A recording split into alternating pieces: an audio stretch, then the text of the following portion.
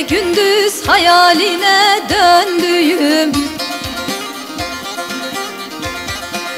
bir gece rüyama gir Hacı Bektaş.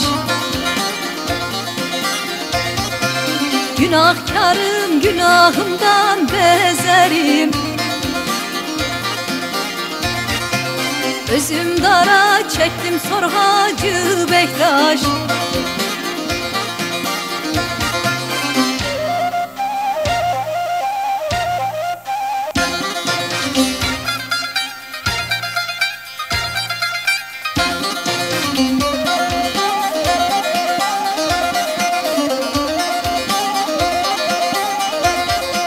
Yandı bu kulunun nedir çaresi?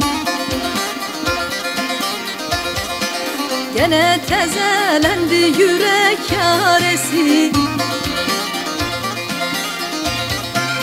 Onulmaz dertlere derman olası. Benim şu yaremi sar Hacı Bektaş.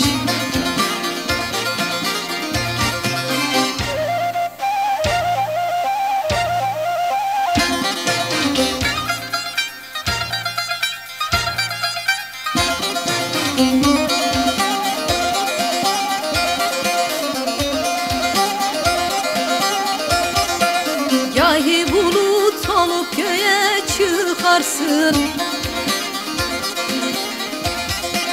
gahi yağmur olup yere yağarsın.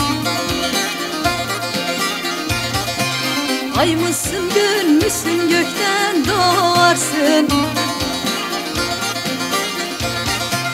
Ilgıt ılgıt esen gel Hacı Bektaş.